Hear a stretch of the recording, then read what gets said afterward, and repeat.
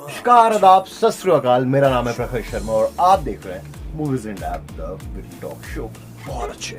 आज हम बात करने वाले हैं कुछ ऐसी बेहतरीन, mind blowing, most underrated science fiction Hollywood based movies के बारे में जो शायद आपने नहीं देखी होगी, आपको ऑफ कोर्स देखनी चाहिए। नंबर 1, 2013 में आई drama mystery science fiction based movie Coherence, जिसकी कहानी 4 दोस्तों के साथ शुरुआत होती है जो अपनी लाइफ बहुत ज्यादा सिंपल और बहुत ज्यादा हैप्पीली जी रहे होते हैं। एक रात जब वो बैठ के पार्टी कर रहे होते हैं, तभी आसमान में उन्हें कुछ अलग सा कुछ ऑब्जेक्ट नजर आता है जो कि उल्का पिंड होता है। अब वो ये चीज देख के बहुत ज्यादा परेशान हो जाते हैं क्योंकि उन्हें समझ में आ जाता है कि अब कुछ बहुत ज्यादा डिस्ट्रक्टिव होने वाला है, पर ऐसा कुछ भी नहीं होता है।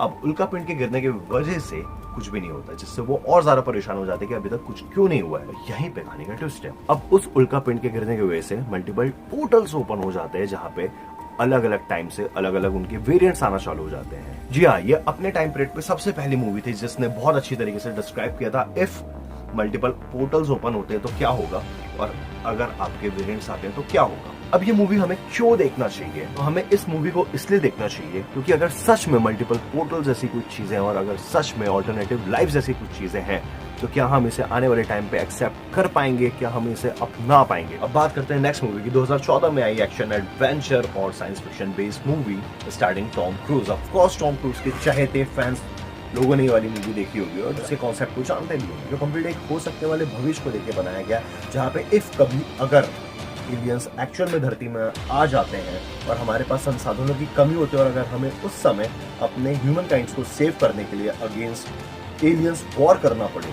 तब क्या।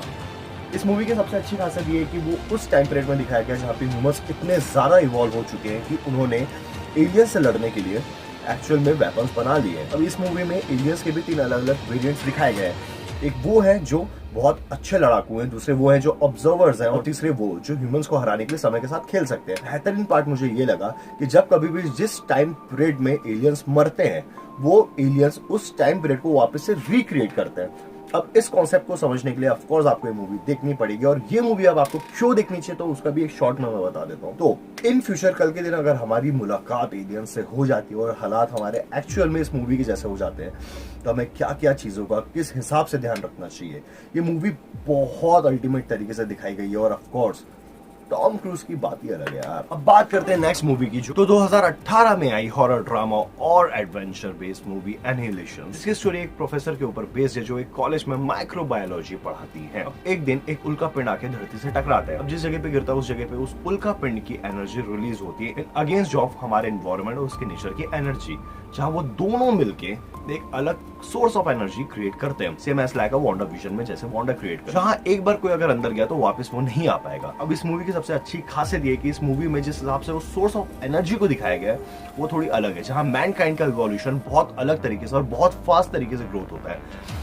अगर मैं एक एग्जांपल की बात करूं तो फॉर एग्जांपल एक क्रोकोडाइल है जहां पे वो अपने अलग काइंड ऑफ स्पीशीज को क्रिएट कर रहा है और बहुत ज्यादा फास्ट इवॉल्व करके कर रहा है। अब इस मूवी की सबसे खासियत ये कि क्यों ये आपको देखनी चाहिए, तो ये आपको एक रफ आइडिया देती है कि इफ अगर आने वाले टाइम पे एलियंस एक्चुअल में धरती में पधारते हैं तो उनकी जो एनर्जी और हमारी जो एनर्जी वो कैसे मिलेगी, तो क्या इम्पैक्ट होगा, क्या नया सोर्स ऑफ एनर्जी का क्रिएशन हो सकता है, ऐसे हमारे इंसानों के ऊपर वो सारी चीजें इम्पैक्ट करेगी और कैसे वो सारी एनर्जीज को हम एक्सेप्ट कर पाएंगे कि नहीं। अब बात करते हैं नेक्स्ट मूवी की। 2009 में आई action horror mystery based movie Pandora. इसकी कहानी की शुरुआत एक भविष्य के आधार पे है जहाँ नए ग्रह को खोजने के लिए कुछ लोगों को 123 साल के बिलियंस ऑफ स्टार्स पार करने के बाद एक ऐसे प्रोजेक्ट पे भेजा जाता है। ठीक जिस बीच में कुछ लोग हाइपर मिशन से उठ जाते हैं और उन्हें ये समझ में आता है कि उनके बाकी के साथी लोग नहीं है अपने सेल्स में और बहुत सारी मिस्टीरियस चीजें उस समय पे होना चालू हो जाती हैं।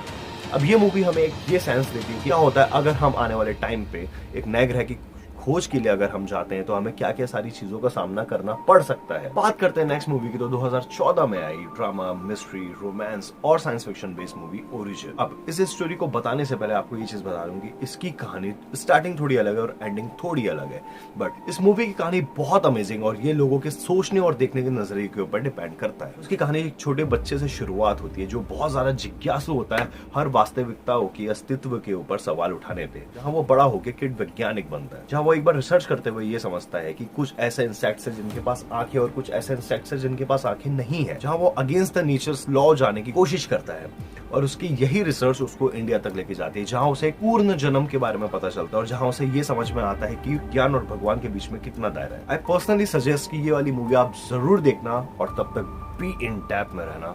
मिलता हूं नेक्स्ट एपिसोड में। Thank you so very much guys.